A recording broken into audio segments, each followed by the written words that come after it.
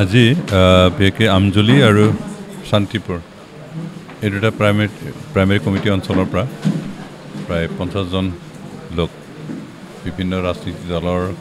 কৰ্মী হিচাপে আছিল আগতে তেওঁলোকে নিজৰ পাৰ্টি এৰি ইউপিপিলৈ যোগদান কৰিছে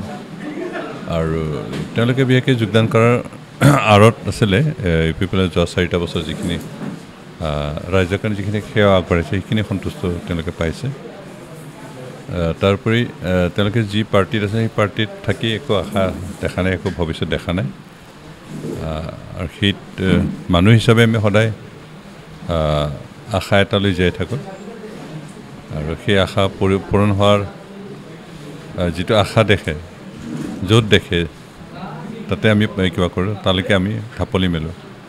আৰু সেই উদ্দেশ্য সেইটো কাৰণে আজি যিসকল বেলেগ বেলেগ পাৰ্টিত আছিল তেওঁলোকে নিজৰ পাৰ্টিৰ থাকি একো আশা নেদেখি ইউপিপিলৈ যোৱা 4টা বছৰ যিহেতু জনসাধাৰণৰ কাৰণে ৰাইজৰ কাৰণে সেৱা আগবঢ়াইছে উন্নয়নৰ কাৰণে কাম কৰিছে অঞ্চলত তাত তেওঁলোকে সন্তুষ্ট হৈ ইউপিপিলৈ যোগদান কৰিছে আৰু তেওঁলোকৰ যোগদানে আজি ইউপিপিলৰ হাত আৰু মজবুত কৰিছে আমি সেইকাৰণে তেওঁলোকক ধন্যবাদ দিছোঁ আৰু আঁকোৱালি লৈছোঁ তেওঁলোকে আমাৰ পাৰ্টিৰ নীতি আৰু আদৰ্শৰ মতে কাম কৰিব আৰু অহা নিৰ্বাচনত তেওঁলোকে ইউপিপিএলৰ হৈ ভোট দিয়াৰ উপৰিও ইউপিপিএলৰ হৈ তেওঁলোকে কেম্পেইন কৰিব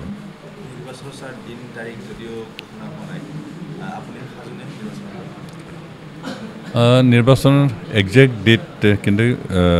ঘোষণা নাই কৰা যদি আমাৰ এটা অনুমান হয় যে ছেপ্টেম্বৰ শেষ সপ্তাহত অনুষ্ঠিত হ'ব আৰু সেইকাৰণে আমি যিহেতু ৰাজনৈতিক দলৰ কৰ্মী হিচাপে প্ৰাৰ্থিত্ব হ'ব পোৱা নোপোৱাটো বেলেগ কথা কিন্তু পাৰ্টি হিচাপে পাৰ্টিৰ কৰ্মী হিচাপে পাৰ্টি জিকোৱাৰ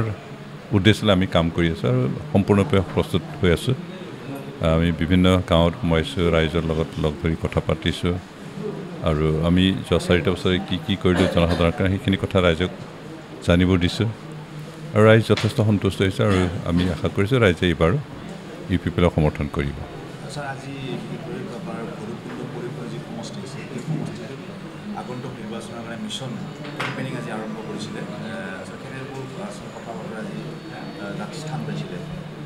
বিশেষকৈ আমি আজি যিহেতু আমাৰ ভৈৰৱকুণ্ড সমষ্টিত কেম্পেইন আৰম্ভ কৰা হ'ল আৰু ইয়াত আমি বিশেষকৈ প্ৰাধান্য দিছোঁ জনসাধাৰণৰ লোক যোগাযোগ কৰা আমাৰ অঞ্চলৰ চুকে চুকে সোমাই ৰাইজৰ লগ ধৰি কথা পতা সেইখিনিকে আমি প্ৰাধান্য দিছোঁ আৰু সৰু সুৰা কথালৈ আমাৰ পাৰ্টিৰ কৰ্মীসকলৰ মাজত ভুল বুজাবুজি সেইখিনি আমি আঁতৰাই কেনেকৈ মিলা প্ৰীতিৰে কাম কৰিলে সেই কথাখিনিক গুৰুত্ব দি আমাৰ কৰ্মীসকলক কোৱা হৈছে মই আশা কৰোঁ ৰাইজে আমাৰ কৰ্মীসকলে বুজিছে আৰু ৰাইজক তেওঁলোকে লগ ধৰি আমি কি কৰিলোঁ সেইখিনি ৰাইজক বুজাব আৰু অহা সময়খিনি আমি কি কৰিম জনসাধাৰণৰ কাৰণে অঞ্চলৰ উন্নয়নৰ কাৰণে সেইখিনি তেওঁলোকে ৰাইজক বুজাব আৰু মই আশা কৰোঁ সেইখিনিতে ৰাইজ অন্তত বিগত আমাৰ আগৰ চৰকাৰে যিখিনি 17টা বছৰ যিখিনি কাম কৰা নাই আমি 4 বছৰ তাৰ 3 গুণ কাম কৰিছোঁ সেই কথাটোতে আমি প্ৰাধান্য দি কাম কৰিম ৰাইজৰ মাজত সোমাম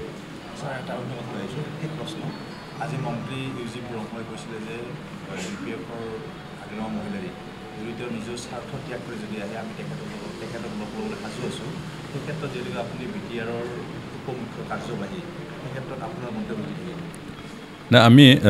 বিপিএফৰ লগত আলোচনা আজিৰ কথা নহয় আগতে আলোচনা কৰিছিলোঁ আৰু যিহেতু 2-3টা ৰাজনৈতিক দল বুজাবুজিত আহিব লাগিলে এৰা ধৰাৰ কথাটো আহি যায়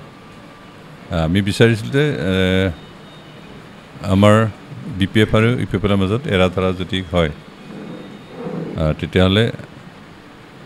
আমি ইউনাইটেডলি কাম কৰিব পৰা পৰিৱেশটো হ'ব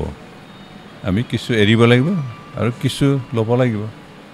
সেইটো মানসিকতা যদি থাকে তেতিয়াহ'লে আমি একেলগে কাম কৰাৰ অসুবিধা একো নাই কিন্তু দেখিছোঁ হাগ্ৰামৰ মহিলাৰ সেইটো মনোভাৱ আমি এতিয়ালৈকে যিমানবাৰ আলোচনা কৰিছোঁ তাত দেখা নাই আৰু সেইকাৰণে মই ভাবোঁ হাগ্ৰামৰ মহিলাই যিমান দিনলৈকে বিপিএফৰ মুৰব্বী হৈ থাকে তিমান দিনলৈকে অন্তত বিপিএফ আৰু ইউপিপিএলৰ মাজত বুজাবুজিত অহাটো সম্ভৱপৰ নহ'ব কাৰণ তেওঁ আকৰগোজ আৰু অন্তত সামূহিক সমস্যাসমূহ বুজাবুজি কৰি কেনেকৈ সমাধান কৰিব লাগে কথাখিনি তেখেতে চিন্তা নকৰে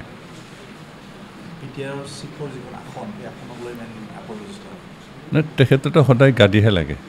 বাকী চব কথা বাদ দি তেখেতে গাদীহে লাগে গাদীৰ বাদে পাগল